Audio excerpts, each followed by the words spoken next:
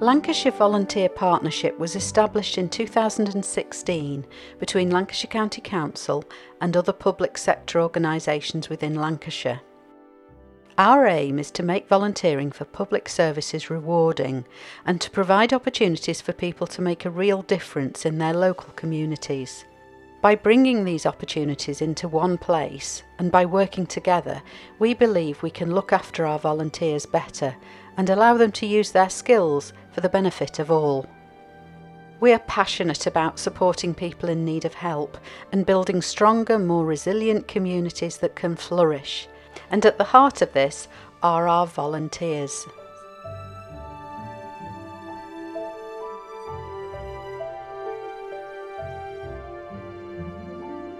We value our volunteers as part of our team, and they just support the staff when needed, and we'd be lost without them. I started as a volunteer, and we've got two other members of staff who also started as volunteers. One who we've recently appointed who was volunteering for 7 years, helping our baby bounce and rhyme sessions. We have another full-time member of staff who started as a culture hack and then went on to become an apprentice. We have a volunteer at the moment who's done the garden. She's started a sunflower competition, which is in full bloom. That's been a great asset to the day centre this summer, especially when it's been hot. They've been sat outside eating lollies and drinking and having a good laugh and helping her, so that's been great. When she waters, you know, they're out there watering with her. Some service users are out there watering with her. So that's good, you know, that brings a lot of entertainment really. We have a wide range of users. It's the busiest library in Lancashire, and we put on loads of events. But to deliver all these different activities, we need sort of support from volunteers. So having a young volunteer, like a culture hack, can come in and they can help prepare the craft activities. They can kind of put together instructions so that a range of different age groups can complete the activity, having somebody on hand so the staff don't need to kind of come away from the counter. And then we have another volunteer who supports the other service users inside. She'll chat and do one-to-ones with a lot of people that my staff feel we don't have time to do that. So she's a great asset to the service users, the day centre. I think they're good at socialising and I think they're good at bringing things out of people. I just think it's a skill, and I think it's great that they can make that person's day just have a happy day.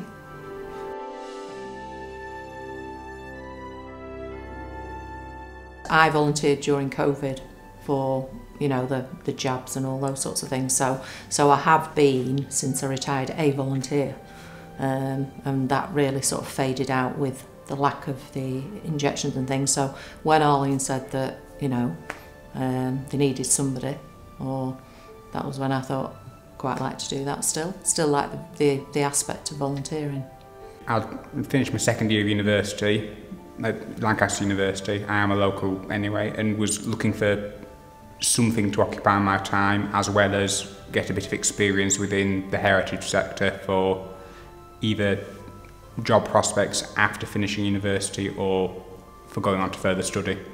Well, I taught for many, many years, and when I actually retired, I thought, well, I'd like to carry on, and I saw this group advertised in the little Lancaster magazine, and it was just a group for people whose English wasn't their first language, and I just thought, I wonder if they want a volunteer.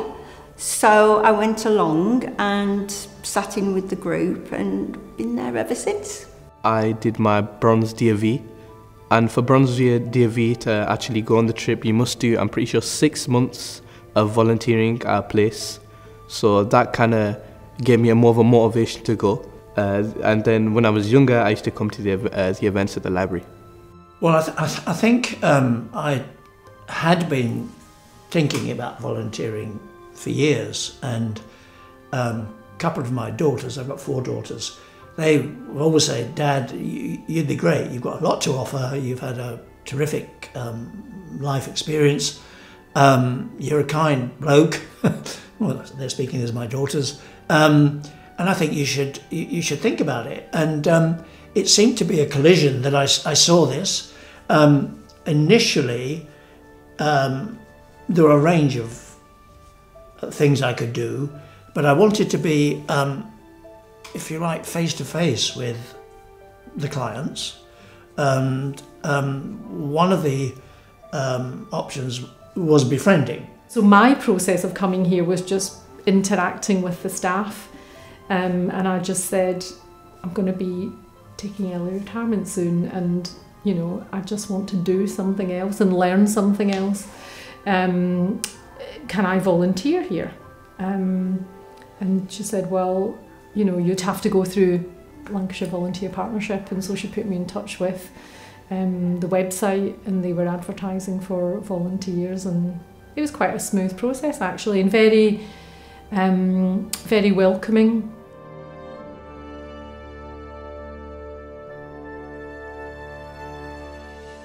For me, it's been a bit of an eye-opener, because obviously I've dealt with young children all my life, and this is the other end of the spectrum, and it's been different in that respect, but enjoyable. You know, I like hearing about what they've done. Some of these people just like to talk to you about their own lives, and you know, and for them, a lot of them are going home to nobody. So it's giving them that opportunity to speak to somebody else during the day. There's 5 volunteers, but we don't all attend. It means we can have holidays, and or if we're busy, there's always other volunteers in the group. And sometimes the group consists of, like this morning, we've got 3, 2 from Ukraine, 1 from Hong Kong. Sometimes we've had up to 15. A mixture, asylum seekers, refugees, people who are connected to the university. Maybe their partners are doing a PhD or research, and the other partner has nothing to do. So they come along and practice their English, and it's very relaxed. I think in this role, one of the major requirements is to be a listener, and it's a fine balance. You're meeting total strangers, and you're trying to strike up a conversation that's not clanky, that flows, trying to find common interests. Obviously I'm my age, and I had worked with men from their late 30s to their mid 80s, so it's a wide variety. And I think it's quite a privilege to have an insight into people's lives, and it's quite staggering how easily a lot of them do volunteer a lot of very personal information. I know listening is important. Also in my job, I had to do an awful lot of talking, but equally an awful lot of listening. Maybe 40 odd years of it. So it's quite natural to me, and I think as a personality, I'm not a big overt person. I don't hold the floor. I'm much more of a listener and a responder and a reactor. The staff did say to me when I came in, so like I said, I worked in corporate roles, and I worked in human resources as well, so talk to anybody about anything. But I thought they were going to ask me to come and do some admin or some organising or something like that to play to those skills. But they said to me, well, what happens here is that we're busy supporting people and organising things and doing drinks or games or this or that we don't often get a chance to just sit and chat to people. And quite a few people here have dementia, and my mother-in-law has dementia, and I know how important social interaction is. People, I find elderly people sometimes get forgotten, so I think that they feel like they're not seen in society anymore, or they're not heard in the same way, or not respected in the same way, and it feels like I kind of peel back the layers of the onion, and you know, I just talk to them about them.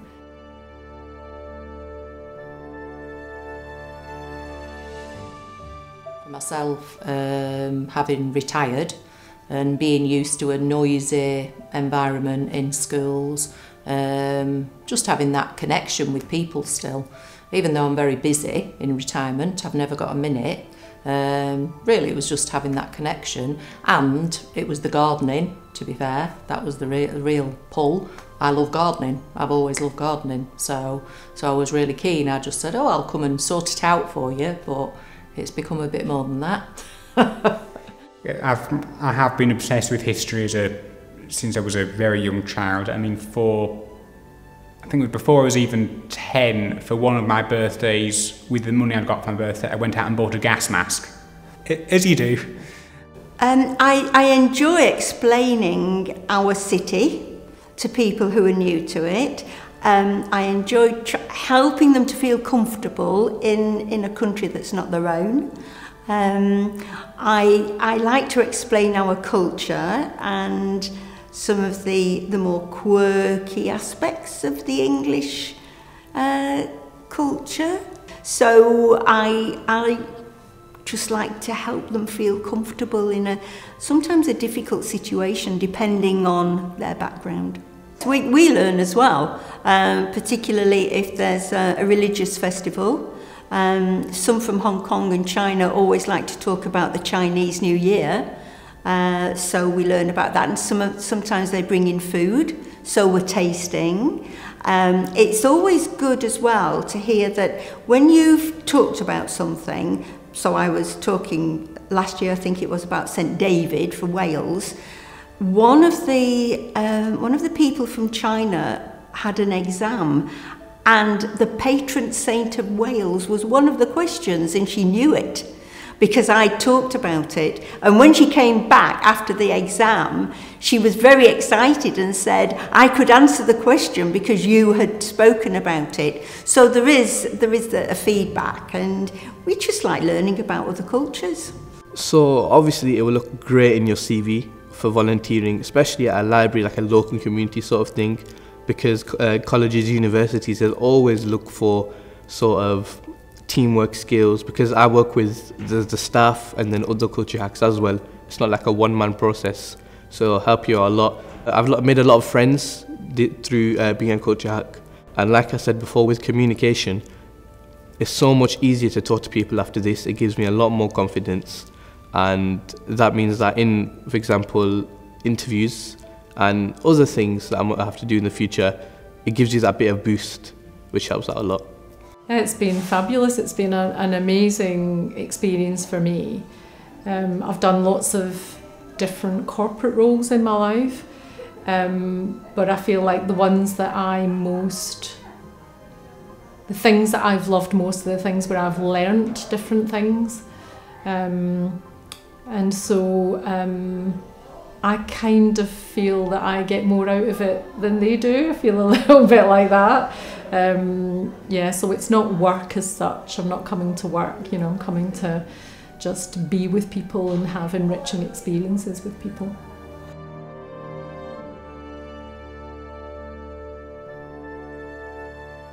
Initially, when I first started, there was contact with them, and they discussed the sorts of things I wanted to do, and they drew up a plan that, you know, was what I was expecting and things like that. So that was the initial contact. There's a lot of emails and things go backwards and forwards telling you about things that are on in the community, and you can dip in if you want to. If you don't want to do any of them, that's fine, that's your choice. So there is a lot of communication there. I went in to sort of talk about what was going to happen, and then had a look around the museum whilst it was open and whilst the volunteers were in, so I got a flavour of what they were doing whilst the museum was open. And then the next time I went in, I was shadowing someone, so I was in a room with one of the more experienced volunteers who essentially took me through the running of it.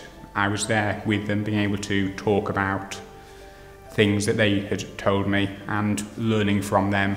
Yeah, I started volunteering through them.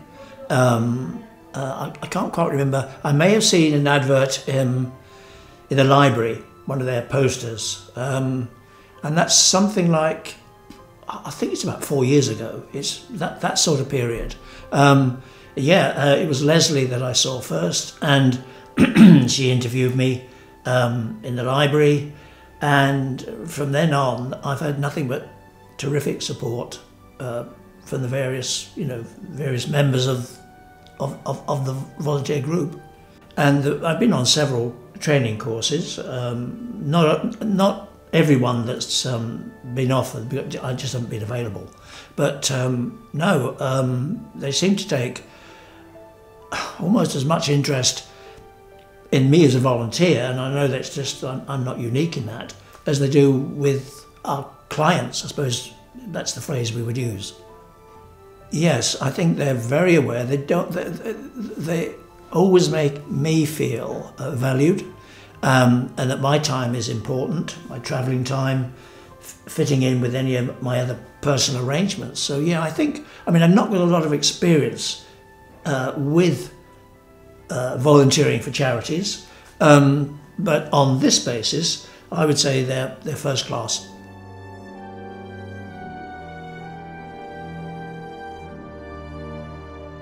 First of all, I'd probably go and have a look at the place where you think you might be able to volunteer, see exactly what it is that you might be expected to do.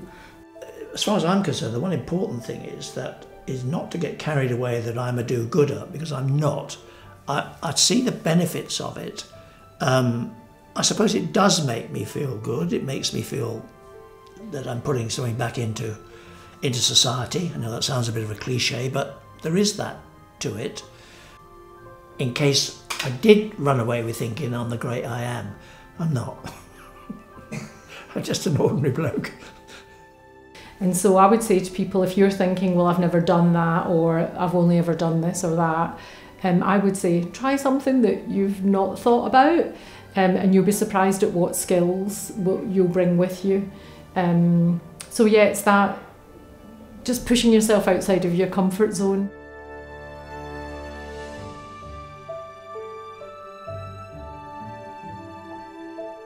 Well, it's giving a bit back, really.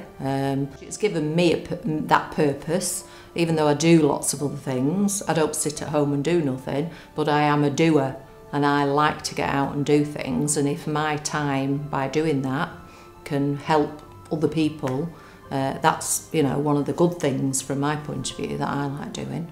I like getting out and doing my bit, and then if it's helping other people, excellent. I'm lucky that I had that opportunity, because for a few years the resorting was actually closed, and the only reason that they could open again was because they started getting volunteers in. So because other people were there before I was, they essentially forged the path to keep the museum open, to allow me to have that opportunity first to volunteer and now to work in a place that I enjoy greatly. There's the old saying of, if you enjoy something, you'll never work a day in your life. And I do see, in specific cases, the incredible benefit it has to these individuals. It's a benefit that frankly amazes me, saddens me in some respects, that a 1 or 2 hour meeting a week with an individual can be the highlight of their week. Just talking to Mike McKenna, I mean, that's a pretty levelling thought. The volunteers make a massive difference here at Millbank Day Centre, and they are part of our team, and we don't know what we'd do without them. They might be doing it because they're trying to get into work, or they might be doing it because they feel like they need to connect with people more, or they might be recovering from something, and kind of just being in a place where you're constantly interacting with members of the public and people that are coming to activities and members of staff, you kind of build up connections with people, and it just almost becomes second nature to kind of, be welcoming and approachable, and I think it helps people just become better at interacting with other people. And we just both come out of it having a really nice feeling of having had a lovely chat and shared something, and it just brings really fond relationships. that I would never have had if I wasn't here. The gift of time, and you know, the staff are really lovely here, really professional, really caring, but they have a lot to do and organise, and just having that unfettered time, you know, just to be with someone. Recently there was a service user, and he had been a teacher, and all his pupils had put together this little book with memories of him, and we sat together probably about 45 minutes going through and laughing at some of the things that they said about him. And the staff go around and take photos of what's going on, activities and things. And unbeknownst to me, they'd taken a photo of this exchange. And really sadly, this man passed away suddenly, unexpectedly. And they were showing her photos and videos of things he'd done here. And she said, "Oh, who's this lady?" And they said, "Oh, that's our volunteer, Karen. She spent some time with him going through his book." And she said, "Can you tell her thank you? That was a lovely memory. It was a lovely thought that someone would spend time with him and enjoy his company." And he literally took my hand at the end and said, "Thank you for talking to me like I'm normal. You know, I know my memory's not as good as it was, but thank you for doing that." And it seems such a small thing to do. And it's such a human thing to do, isn't it? But I'm just naturally nosy, so I just kind of want to know what life did they have and what did they like doing, and it just seems to bring them alive. It just reminds them of who they are and who they've been and what they've done in their lives. And you know, they might have more limited lives now for whatever reason, health or whatever, but they're still the same person inside, and I love that. Thank you for watching the film. Should you require any further help or advice about volunteering, please email us on lvp@lancashire.gov.uk or visit lancsvp.org.uk.